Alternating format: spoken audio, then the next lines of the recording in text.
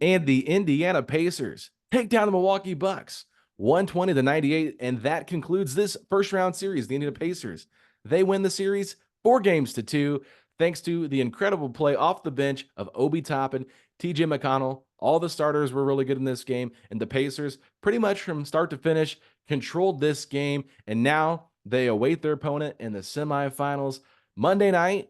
Round 2, Pacers basketball in the playoffs. Rick Carlisle gets the monkey off his back after not winning a first-round playoff series since 2011. The Pacers, for the first time in 10 years, get a playoff series victory. Facci, how are we feeling?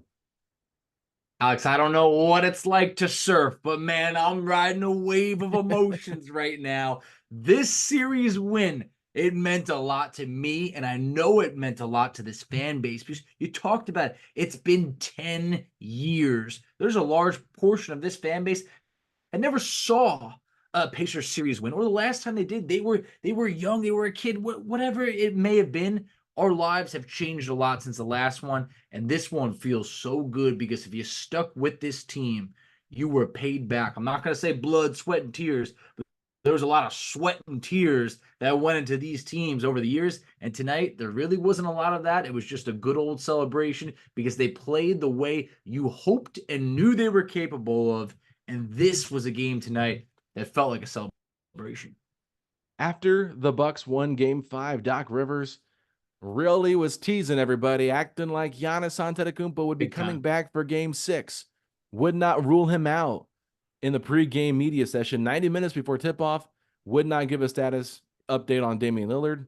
All of a sudden, Chris Haynes gets one about 15 minutes later, says Dame is going to play. The Bucks rule Giannis out. So Damian Lillard returns in this series, and I think that that really changed everything positively for the Pacers. And I know that sounds crazy to say, but what the Bucks have found defensively was able to work. But with Damian Lillard in the lineup, you cannot defend the same way. And the Pacers were able to attack that. And the Bucks were a little bit weaker on defense. The Pacers were at home and they were able to attack that a little bit better. I thought this was a great opportunity with Dame coming back. I didn't think he was going to be 100% himself.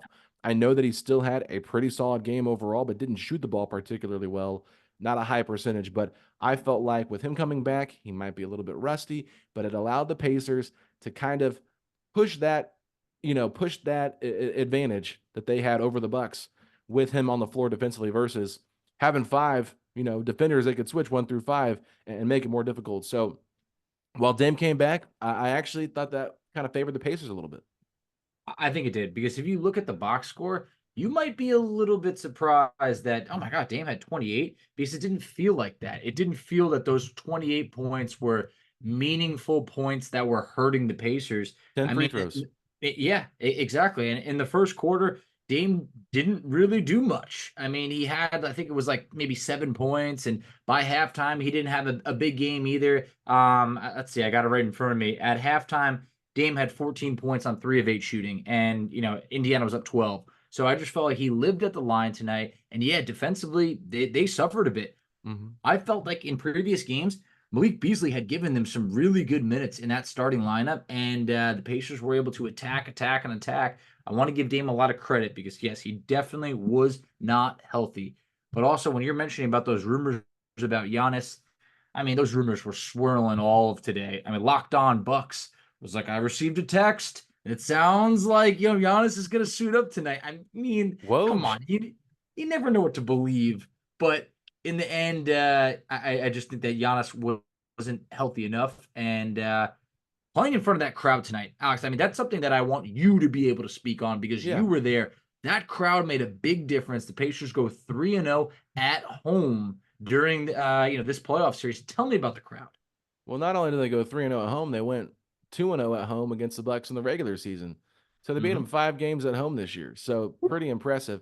And Tyler Smith, our good friend, he told me, from I think it was 20, I want to say 2015, 2016 to 2023, or before this season started, the Pacers were like 7-20 against the Bucks. This year, 8-3 alone Amazing. against the Bucks. It's pretty wild that they've beaten the Bucks this many times, but I think the Bucks were just a little bit too old, and without Giannis, they could not do it. But I do want to get back to what you asked me about the crowd. I know I put a Mm-hmm. tweet out about 5 minutes before tip off and You said had that it me was about shook.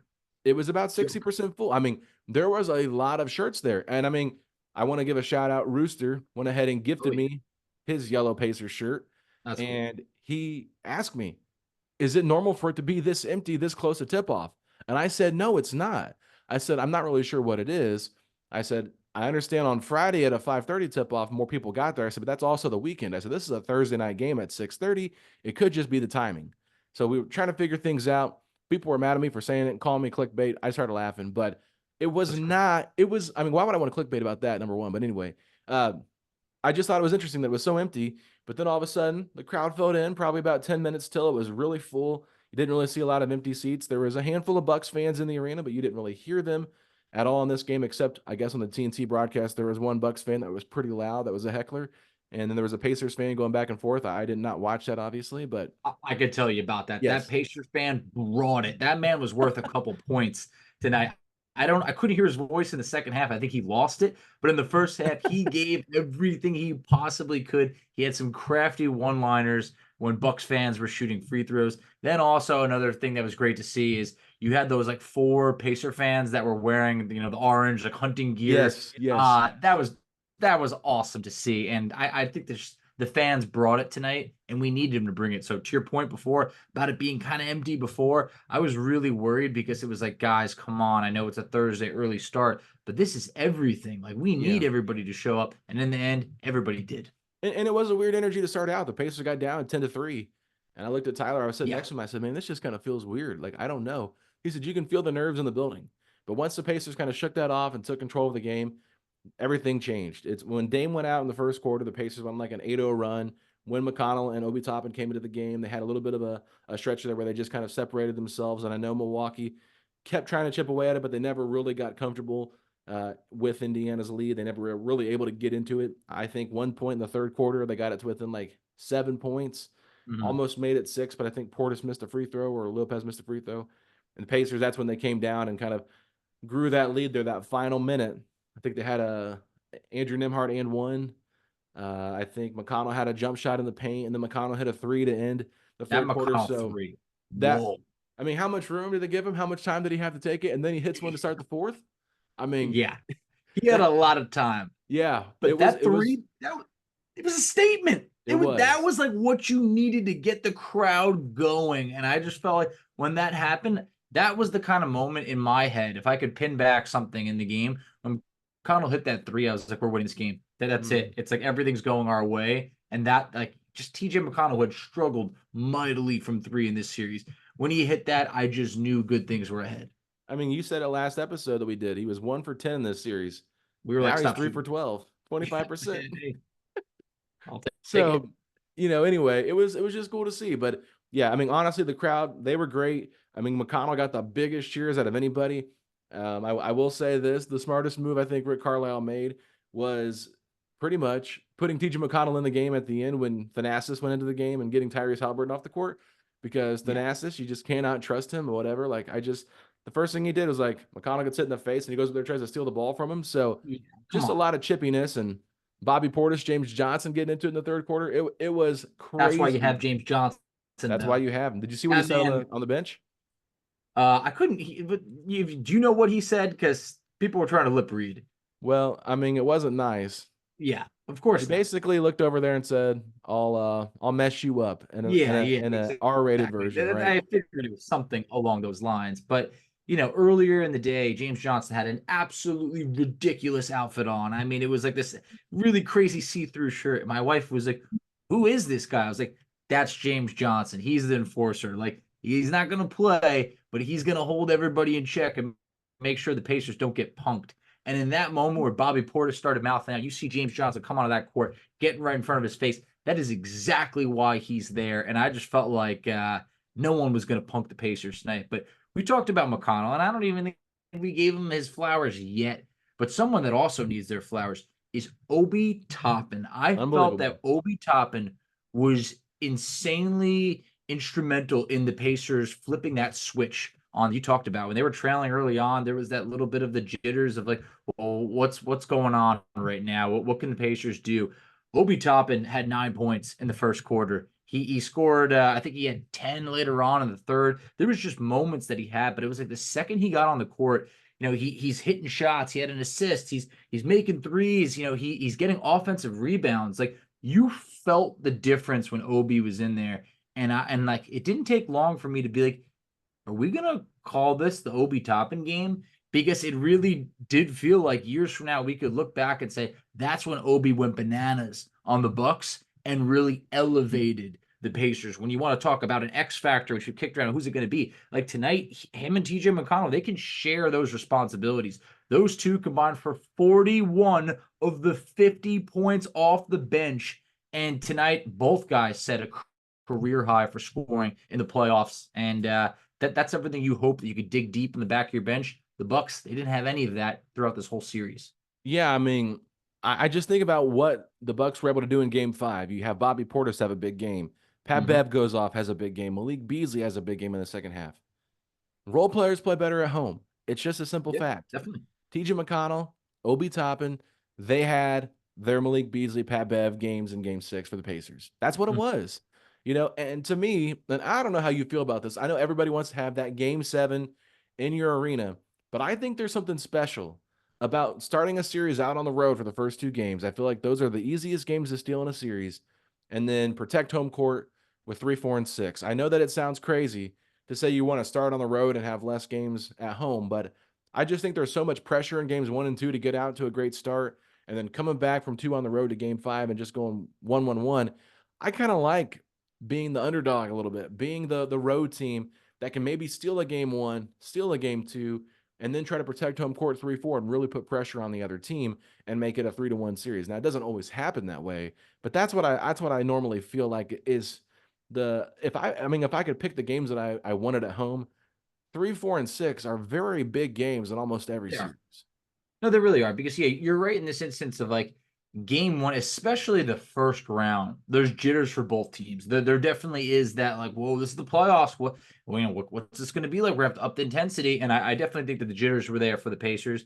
But once if you can steal, yeah, game two, I always feel like there is that big difference going back home. Like that's definitely real. But yeah, there's going to be the other side of it. That's like, what are you even talking about? Give me home court advantage. Give me game 7 at home. I could see both sides of it, but I just felt like once the Pacers snagged game 2, it really did change that whole series and the outlook of it. Of like, oh my God, we're going back to Indiana for the next 2. Like, what if the Pacers can go up 3-1? And they did, and that was huge. But man, just going back to what we were talking about before of McConnell and Obi Toppin, I just felt like they had it going on at a time where the Pacers really needed it. Like They Pascal did. Siakam was a guy that was really quiet in the first half. I was frustrated. I felt like you got to get this guy more shots. Like what's going on? We saw like Nemhard was out to a slower start, but there was certain guys in this game that really stepped up. I felt like at times Aaron Nesmith had shots that were going in that were great to see, and Nemhard had his moments, and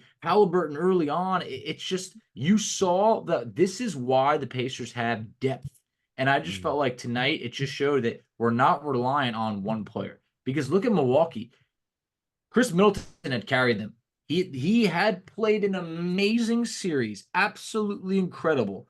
But the Pacers did a really good job on Chris Middleton tonight. A really good job. He had Mhm. 14 points on 6 of 15 shooting, and this was a guy that was averaging, I think it was about 28 points or 29 points coming into this series. So shout out to the Pacers really being able to slow Middleton down, and I feel like that was a big, big difference in this game.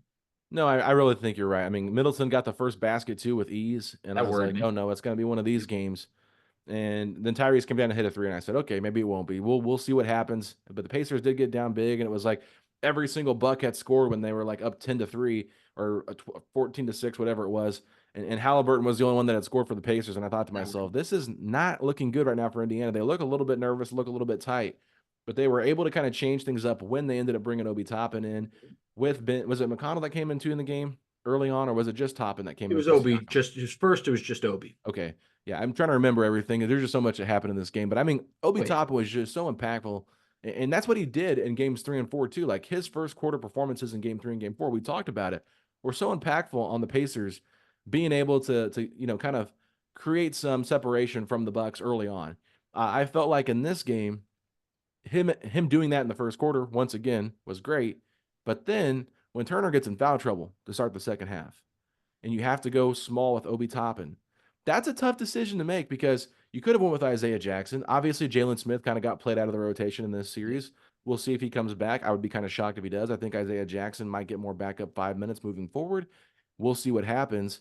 I don't know yet exactly, but I do think that whoever they play, it's going to be very interesting to see who gets him. But I will say this: I just thought that his impact, guarding Lopez, a very tough matchup for him. I mean, Lopez has a lot of size on him. Mhm. The Bucks did not really take advantage of that disadvantage down low like they could have. I think that they would have force fed Brook the ball a little bit more, might have slowed the pace down, might have got them some good looks. I know the Pacers might have had the double then. Then that could have opened up more shots for your Pat Bevs, your Dames, your Chris Middleton, but they never went that style. So, thank you for not making any adjustments, Milwaukee, with Obi Toppin out there. But, Pascal Siakam got in foul trouble too. So it was like Obi Toppin was just had to be out there so much because of the foul trouble, and I felt like he really rose to the occasion. He's not a great defender. I don't think anybody would say that about Obi, but he He's an battled, effort and guy. that's all you want. You want a guy to battle. Exactly. He really put in the effort though, and we saw it tonight though, and I just feel like Obi at times is a very capable rebounder, and he is, and sometimes you want more from him because he's not doing it on a consistent basis. But he had a really nice block in this game. I mean, he was just battling, hustling early on. Of course, there was a time where, he was trying to go for a little bit of a heat check. I mean, he put up 10 threes in this game, but I felt like he had earned a right at one point to keep shooting. And I just think that, for the highs and lows of Obi Toppin, a night like tonight is like, I felt like we don't win this. I don't think we win this game Mhm. without him. I mean, you can make an argument maybe the Pacers do because they won by 22, but what he brought in that first half really just kind of put a jetpack on this Pacers team and blasted them off. And I just felt like that couldn't be stated enough. We talked about the early threes from Halliburton. I think that was good. I think just overall a solid game for Halliburton, 17 and 10. But yeah, what worried me is if I told you Miles Turner is going to give you 5 points and 5 boards in this game, Yeah. you'd be like, that we're going to game 7. And I felt like it was brutal because Turner picks up the 3 fouls in the first half. You got to rest him. He picked up that fourth foul immediately, and I knew we weren't going to see him again. We didn't see him for basically the whole third quarter. I know you got into that. Isaiah Jackson, I felt like held it down. I mean, not like he didn't play a big role, but there was not a point in this game where I said, you got to get Isaiah Jackson out of there. He's killing us. So, Really? I mean, you can make it. He didn't do great. He didn't do great, but I also felt that it was not like we didn't look back and say, like, at times, like, what were those McDermott minutes in game one? Like, how could that happen? But the one thing that I really want to emphasize, and I said it before with Siakam, was just at times, like the Bucks did a really good job defending Siakam games 3, 4, 5, definitely. But even when it looked like he's guarded, get this man the ball because they were throwing it high. He would catch it, he would lay it in. He would get mismatches.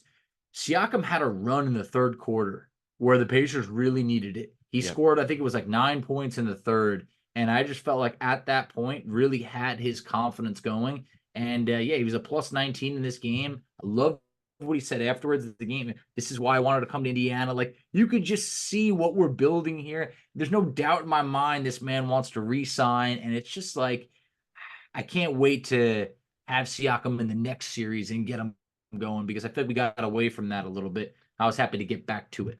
Yeah, I mean, depending on who they play, it's going to be interesting to kind of see how they match up. But yeah, I do want to go back to we talk about Isaiah Jackson just real quick because I kind of felt bad for him to be put in this spot Tough because spot.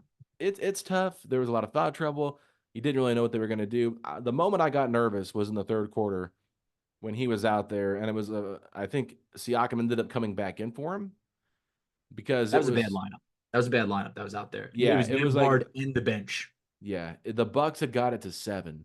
And I thought because it was like 2 minutes and 30 seconds left when they made that sub or whatever, or closer to 2 minutes maybe. And I was like, these are going to be 2 big minutes because I wanted the Pacers to keep the lead around double digits heading into the fourth. I said, if you let this get to single digits and it's around 6 or 7 points, maybe even less than that, the Bucks are going to be geared up and ready to go. We saw that happen in game 3, and I was like, I do not want to repeat of that. The Pacers have been playing so well, they cannot take their foot off the gas. I think Rick kind of sensed that. There might have been a play where, like, I think Toppin threw a cross court pass to Isaiah Jackson, and Isaiah Jackson like lost it in the half court, and Tyrese tried to save it. It was a backcourt violation. And Yep. once the next foul happened, I think Isaiah committed the foul. Might have been Brooke Lopez that he fouled or something. They pull him out of the game. It Yep. might have been Bobby Portis. They pulled him out of the game, put Siakam in there. The Pacers go on that run like we talked about. And that's when everything changed, in my opinion. The momentum that Milwaukee was starting to get there, they lost it because the Pacers brought it back. And that was all because of the Andrew Nembhard and one, the TJ McConnell three. It was just like, that is how you close a quarter in a closeout game to get the lead up and get that separation that you needed. And Indiana never looked back after that. No, they never did, and that was the moment that it was just like going in the fourth quarter. The Pacers had that lead. I was just like, I know it's just 12 more minutes. I want to start celebrating. I want to, and it shows that it was just great. This didn't have to be a nail biter. It didn't have to be like that overtime thriller that we saw in Game 3. You know, when Halliburton hit the game winner. It just like I was great. I was very grateful that this wasn't one of those where everything was going to come down to the very end. Like this Pacers team, I felt like showed their full potential. They reached it tonight to show that hey, they played their style of Pacer basketball. They scored 120 points, coming off of a game where they scored a season low 92 points. So this Wow. is really how you bounce back. And I just felt like 54% from the field. They got back to playing Pacer basketball. 33 assists, the fourth time that the Pacers had 30 or more assists. I don't believe that any team has even done it once yet. Mm-hmm. I believe the Pacers are the only team to do it. They've done it now 4 times. That is Pacer basketball. That's a special thing, sharing the rock. To put it in perspective, Alex, it's 33 assists on 46 made Yeah, shots. that's pretty impressive. That's incredible. And on a night like tonight, man, I just that ball was swinging around. They were finding the open man. They were playing just team basketball, and there's not a lot of teams out there. There's a lot of really good players. The Pacers are absolutely a good team. Yeah, I mean, and there definitely are some good teams out there too that have good players, right? I'm not. I There just want to are, make sure that but we cover that. of course, like look, there are good. There's the Thunder, there's the Celtics, there's this, there's that. But like you look at the Knicks, a team that we're going to run into. Jalen Brunson, they are very, very reliant. If Brunson doesn't have it going, things are going to be very, very tough. The 76ers, like you need Embiid and Maxey, absolutely. On a Right. night like tonight, our top two scorers were Obi Toppin and TJ McConnell. I'm Yeah. sorry, no one else is winning games like that. If there's like the Knicks play 7 guys. That's what they're playing right now. There's no eighth man that has logged a minute as we're recording this. Not many teams have the depth that Indiana has. Yeah, I mean, I definitely think I understand what you're saying. I just wanted to Yes. emphasize that, the Pacers to me, they don't have a great isolation scorer. And No, we that's why don't. they have to be more of a team that is dependent on sharing the basketball and hitting the open shots and making the right reads. Because there's been times when the Pacers have just missed open looks Of and they course. kind of live by the three, die by the three. They shot the ball pretty well tonight.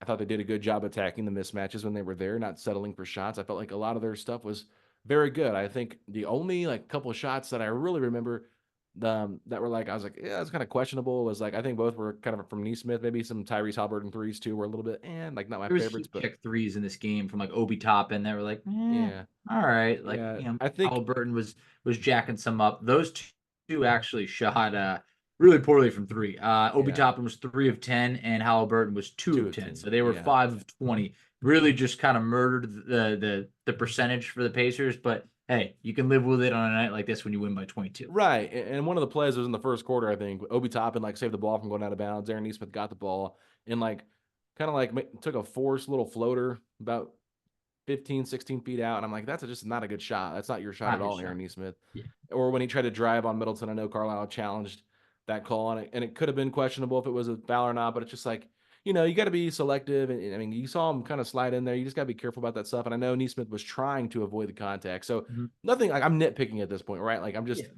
saying like course. shot selection overall was pretty good in this game. And We shot so 54%. We'll yeah. be all right. Yeah, yeah, and I think the crowd was incredible. I mean, honestly, like enough can't be said about how this fan base showed up. And I love the pettiness. I really do. I I love like seeing Bobby Portis chirp with different fans and getting upset. I just say keep it PG. don't cross lines. Obviously, if you're crossing lines, there will be issues and you'll have to deal with that. There are repercussions for those actions. But if you're having a good time and you're just heckling for fun and not crossing a line, hey, you know what? You paid for your ticket. Go have a good time. But don't be mad if a player claps back if you're clapping at a player. That's all I gotta say. But the Bobby sucks chance. I don't know if you saw Bobby Portis at one point, but at the free throw line, he kind of motioned to the crowd to get a little bit louder. I can't hear you. So he was relishing in That's that nice. moment as well. I thought it was pretty cool. Yeah.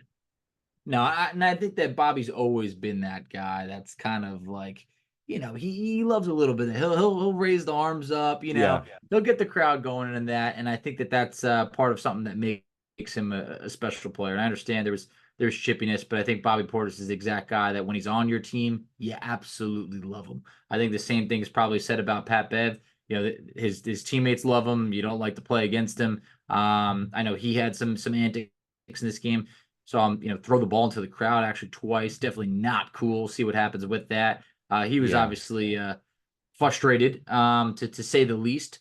But for the Bucks, I got a lot of. I want to give him a lot of credit. I really do. I feel like we talked about Chris Middleton. Hats off to Middleton. He was awesome in this series. I respect Dame for coming back. I was definitely scared, shaking in my boots, that if this did go to Game 7 and Giannis came back, I didn't feel good about it. I did not feel good about those odds tonight. This was my Game 7. This was you got to treat this like it's do or die, because if you think, we'll be all right, it's too late. So, this win overall, it means a lot to not just like the fan base, but to these players. I mean, think about this. Like Tyrese Halliburton, this was your first playoff series. A lot of times, the first playoff series, what you get is experience. You get bounced, and you say, all right, now I know what to work on next year. I feel like for Halliburton, he learned a lot. I feel like for Miles Turner, Turner had some incredible games in this series, and I also think that he's going to have a great bounce back performance after this one. Siakam, I think he's the veteran on this team that really, he had some major performances. Neesmith on a night like tonight, 15 points. He was a plus 15. He battled defensively all series. And then, like we already touched on, for Obi Toppin and TJ McConnell, career high performances in the playoffs, what you got and maybe what you don't. And I just feel like now hey, all right, Obi Toppin, McConnell, we've seen they're not just regular season players. I feel like at times, just last time we talked about McConnell, hey, it just feels like he's not built for the playoffs. I don't know. But a night like this, you see why he was our best six man for a large part of this season, and he is vital to what the Pacers do. And next series, we're still going to need him. There is I don't think McConnell's going to work. No, nope. We're a better team when he has it going. Yeah, you need McConnell to be McConnell. And he was not really that all series long. I think he Nope. had stretches where he played better, but they talked about this a lot in the post-game media room, just like his frustration with how poorly he played in Game 5. It's And I tough. know Tyrese Halliburton kind of joked around and said, you're going home for Game 6. Your wife Val will be there. It'll be all right. Thanks, Val. Shout out Val. I just thought it was funny. Tyrese was just giving him a hard time. But that's just Tyrese, and that's Tyrese keeping it fun loving. But this fan base, electric when TJ McConnell checks into a game. But when TJ McConnell plays his butt off and does what he does in this game, the fans give him about 50% more love when he comes back into the game. I mean, it was incredible. People, at some point I thought they were cheering for Tyrese when he came out, but no, it was about McConnell going back into the game with like 2 Yep. minutes left. And, My wife and I nothing had that against argument. Tyrese, She but said, "What are they cheering for?" I was like, "I think they're cheering for McConnell." And she's like, "You sure it's not someone coming out?" Because I looked down, like, now I'm pretty sure that's for McConnell. yeah, Like, just it him was coming McConnell. on, he makes me want to podcast harder. All right, like when you see TJ Oh McConnell do what man. he's doing, it makes you say, "I think I could do a little bit more." Yeah, I mean, he's a little engine that could, right? And he continues Yeah, to just choo choo. he just keeps on proving people wrong. He even had a patented uh inbound steal in the first quarter, right? That led to a Classic. Tyrese Halliburton pass to Toppin who got fouled. So yeah, it he impacts the game. When he's playing well, he impacts the game. And I think it was fair to be critical of his play the last 5 games because he was a negative throughout the series before tonight's game. But he stepped up, he responded, he owned that he wasn't good in the last game. And so I think it's fair to say, you know what? If a guy doesn't have a good game, call him out for it. But I'm not sitting here writing him off. To me, it just kind of felt like if he's going to play this way, how can you trust him in the playoffs? Well, tonight he proved why. He's able to find the way to impact the game, change things around, make the proper adjustments. Same for Obi Toppin. He's had hit or miss moments in this series as well. And I thought Ben Shepard was pretty consistent once again tonight. So overall, it's this was a Bucks team that had a lot of injuries. They're a little bit older, veteran heavy, relied a lot on their veterans in tonight's game. I felt like the Pacers did a very good job, Facci, of weathering the storm, understanding what it takes and how important it was, because you talked about it. This was your game 7 tonight. This was the Pacers game 7. There's no doubt about it. I understand they could have had an actual game 7 in Milwaukee. I The don't want that. Pacers could not allow that to happen. Mm-mm. This was the Pacers game 7, and they closed it out because they knew it was going to be the most difficult challenge they faced all season, trying to close out Milwaukee in front of their home crowd with potentially Giannis actually returning for once, compared to the speculation of him maybe returning in game 6. So kudos to Indiana. They played a heck of a series, and I think that they really outcoached Milwaukee, even though Milwaukee did some really good things. I think Doc Rivers deserves a lot of credit for what they did. Yes.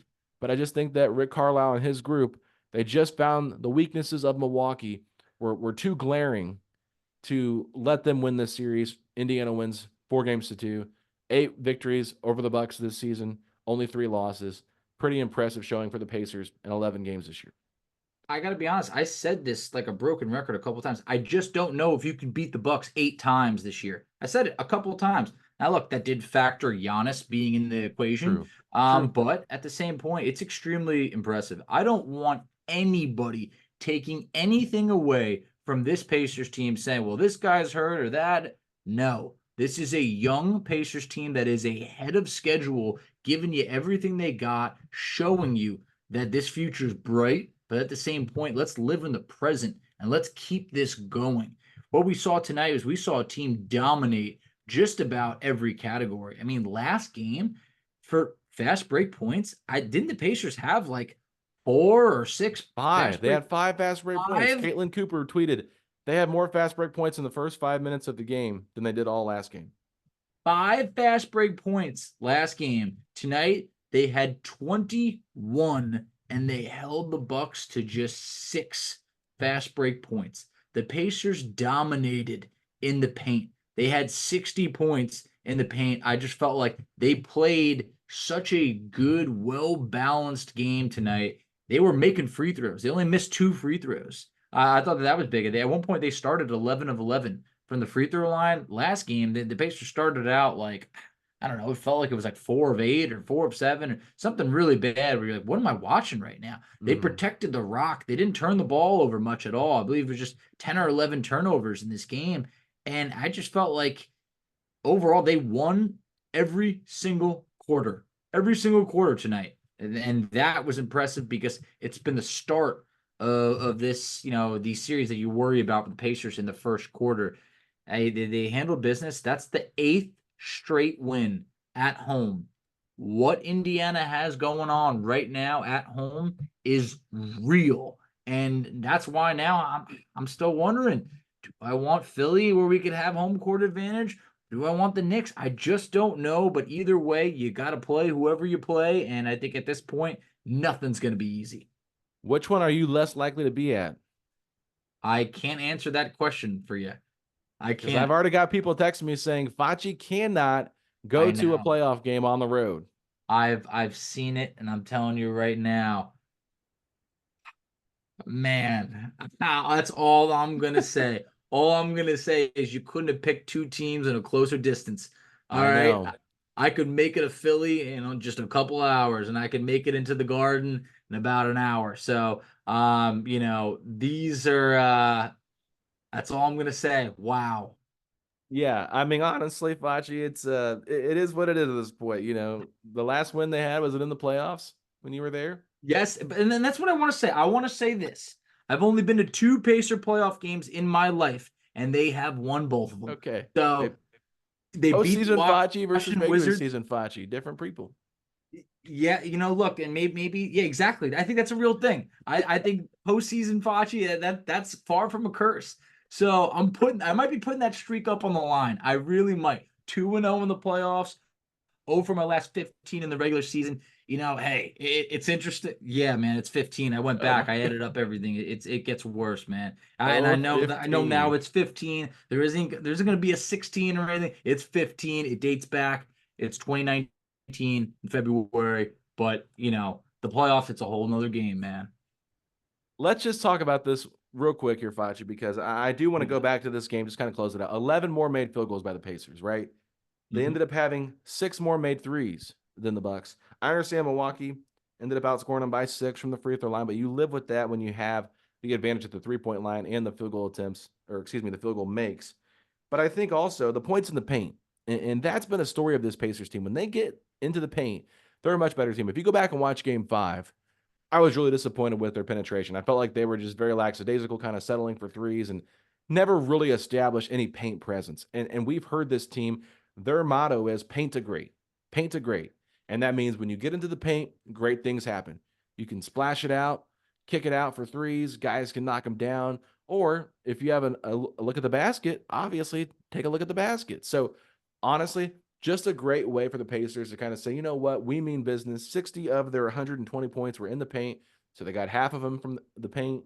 The other half were mid range shots, threes, and free throws. But just absolutely love the way that Indiana was balanced from, every person on the lineup to, like you talked about earlier, the passing, the shooting. It was just, you know, just a Brilliant. really good collective win. It really was. That's 18 more points in the paint tonight compared to last game. That's a big difference. Yeah. But yeah, I mean, just I think they had everything going. I don't want to call it they played the perfect game, but I mean, they held the Bucks to 98 points. Do you remember earlier in the year where the idea of holding a team below 100, that just sounded unheard of. If you Yeah. held the team to 120, we thought that was we can do that. Hold the team to 120, we could score 125. This is the Pacers have, they really put it all together in this series. And the 98 points, Alex, that's the fewest that the Bucks scored in any game during this series by a pretty decent margin, by 10 points. The Bucks scored 108. That was the yeah. That was, yeah, so exactly. Second fewest. So great performance tonight. Anytime you could hold a team below 100 in the playoffs, impressive. When you score 120 as well, even more impressive. Man, I don't know why I'm giving out grades now, but I'm giving the Pacers an A+ for this type of performance in Game 6 because I am just so happy with what we saw tonight. The Pacers didn't play around with their food. They didn't keep the Bucks alive. For a while, they handled business. They stood on business and they meant it.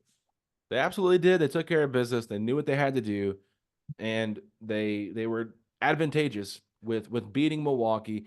And I will say this: if any Pacer fans listening to this, they're like, we would have beat Milwaukee in 6 games even if they had Giannis. We don't really know that. Okay, so We don't you want to can't find out. control who you play, right? I think that's a very fair statement. Mhm. The Pacers could play who was in front of them, and they beat that team that played in front of them 4 out of 6 times, right? So you shouldn't hang your head because, oh, you beat a depleted Bucks team. No, you should be happy. Your team took care of business. They won in convincing fashion a couple of different times. They won really in convincing fashion in 3 games. The only game that was close was Game 3, where it was a Tyrese Halliburton game winner. So I just think that you owe it to yourselves to celebrate and not worry about what anybody tells you, because Giannis, one of the greatest players in the league right now. If he plays in this series, it's totally different. But we don't know how different it is, and we don't know what the impact of that series ends up We'll never being. know. You just don't. So they beat him 4 games out of 5 in the regular season, but it's a different type of environment when you're playing playoff basketball. But do Middleton and Lillard and all these other role players that went off in these games go off if you have Giannis? Maybe, maybe not. You just don't know. So I'm not sitting here saying that the Pacers would have won the series if Giannis played, but I'm just going to say that it would have been different. But don't give the Pacers any less credit for winning the series. This is a very young team. Miles Turner, first playoff victory. Tyrese Halliburton, Yeah. first playoff victory. So there's a lot of Aaron Nesmith with the Pacers. I mean, obviously, he won some with Boston, didn't really play. Nimhard got Yeah, his first playoff series. It's just a really cool moment for a lot of these guys, and kudos to the Pacers for stepping up. they can't take this from us. Don't let anybody tell you anything with what we've been through. And I know that like that famous lineup is going on Twitter where it was like Kiefer Sykes and Chris Duarte and Justin Holiday, Terry like Taylor. Goga. Like we've been through a lot, guys, a lot of lineups. I mean, it's just there's been a lot of players that we've had to root for because that we love this team. Teams that you and I have had to podcast about, trying to find the most positive things to try and find about a team, knowing that it's just like, man, this team's rough. So on a night like tonight, I don't care what they say. We're in it together. It's hard to win playoff series because they could have said this if Dame didn't play. Well, we would have beat you if Dame played. Well, Dame did play. He gave you 28. This you can't make excuses. It's the playoffs. You got to play with who you got. And the Bucks, they're a very talented team. I know they didn't get to really showcase all of it, but they've had their time. The Bucks won a championship a couple of years ago. That's great. I don't think that they're starved. This Pacers team, this is a starved fan base that needed to see something. And expectations coming to this series, I know everybody wanted to win, but I do think there are some people that could have been all right if we pushed it to 7, or we won a couple games. We won 2 games or so. Like, hey, we took a step forward, a pat on the back. We're past the pats on the back. We want to win. I think that I don't want to say we've arrived, but we are taking that next step forward. And I don't want this to end any time soon because we've seen what the full potential of this team is, and it's scary amongst the league. They can't keep up with the scoring that the Pacers have and their ball movement. And if we can play our game, I do think that on any given night, we could beat anybody. And when you look at the East, we have beaten everybody. Yeah. They've played well this year, Facci. They really have. Yeah, And they've played great against the best and the best, the best in exactly. the league, right? So I've been impressed with the Pacers. I think that my confidence in this team is growing. I was a little bit nervous tonight. I just did not know what to expect after game 5. Wasn't sure if they would be pressing a little bit, knowing they'd have to win this game more than likely to win this series. But they came out ready to punch Milwaukee in the mouth a little bit. And it felt like this was a team that was determined to win. But you brought up pats on the back. I want to talk about Patrick Beverley and what he did at the end of the game. Mm-hmm. That was totally uncool in my opinion. I know Worldwide Wob has a video out that's a little bit lengthier where the ball gets thrown into the stands. A fan throws it to Pat Bev, not aggressively, and then Patrick Beverley just chucks it at him. And so Twice.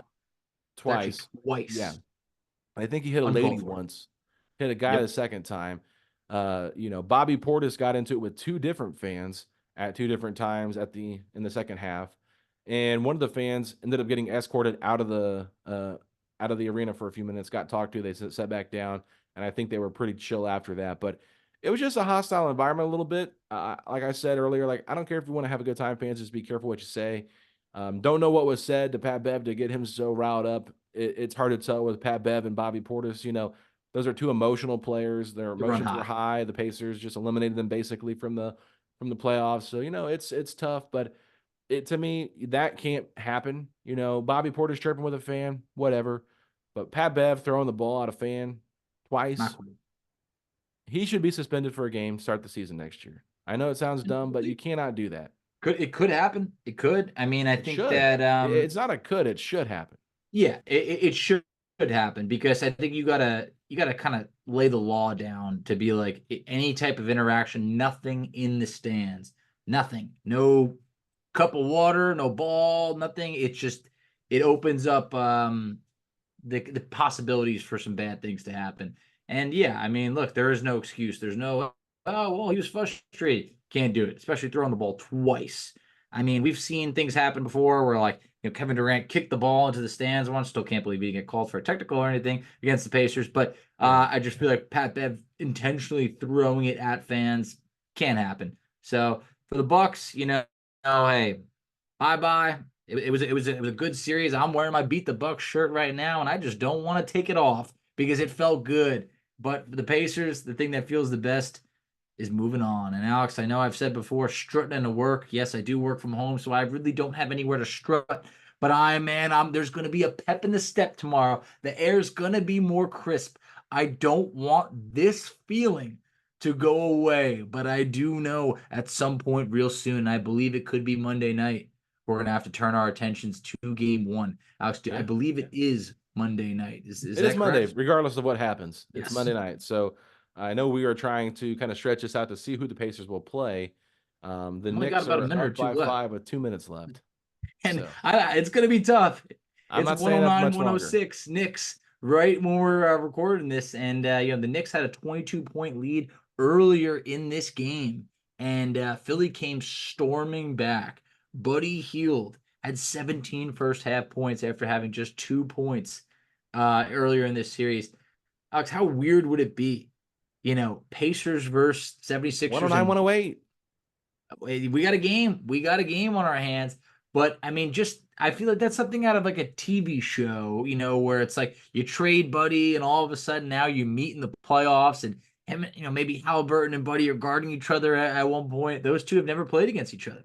I So don't think the 76ers will be having Buddy Hield guard Tyrese Halliburton unless it gets to no, a I switch, know, right? but I'm just saying, it adds a little extra, Oh spice man. to it. But that would be a big Yeah. mistake by Philly if they want to do that. I absolutely encourage it because Yeah. Halliburton, go off, my man. Hey, Nick Nurse, Kyle Lowry versus Pascal Siakam. That could be interesting too for the 76ers side of things. But if you go to the Knicks side of things, we talked about that before. Just the OG Anunoby, Precious Achua versus Pascal Siakam, Jalen Brunson, Tyrese Halliburton, Wally Zerbiak stuff that'll be brought back up. There's just a lot of different things. I think the one that's going to get interesting is Josh Hart versus Andrew Nembhard. That's going to be a fun little back and It's forth indeed. there too. So No there's just going to doubt. be a lot going on. I'm excited to see what happens. But let's go ahead and close this one out, Facci. We've had enough time here celebrating on the podcast. Absolute awesome to see the Pacers back in the playoffs for the first time in a long time, and then for the first time in 10 years, winning a playoff series. So you know what? Enjoy these moments. This Don't one's wish for them us. away. One The game at a future. time. Let's see what happens. Me and you'll be back probably Sunday night. Yep. Get you guys ready for a little Pacers round 2 preview. But until then, Facci, where can people find us at on social? Absolutely. You can find us on Twitter at PacersPod STP. You can find Alex on Twitter at AlexGoldenNBA. I can be found on Twitter at _FACCI. You can find us on Instagram at PacersPodSTP. You can find us on Facebook at Setting the Pace. You can find us on TikTok, Setting the Pace. And Alex, tell them where they can check us out on YouTube. Ladies and gentlemen, go to youtube.com/setting the pace, a Pacers podcast, where you can hear this podcast. But guess what? We are done with the yellow jerseys versus the green jerseys. 6 games in a row. We don't have to see that anymore. So I am glad about that. We'll be seeing some different colors. We know at least it'll be white and blue that we're playing against. We don't know if it's going to be red or orange, but it's going to be nice to not have to see those stupid, ugly green jerseys anymore for Milwaukee. But I will say this. If you're excited that the Indiana Pacers are in round 2 of the NBA playoffs for the first time in 10 years, hit me with those 3 words. Let's go, Pacers.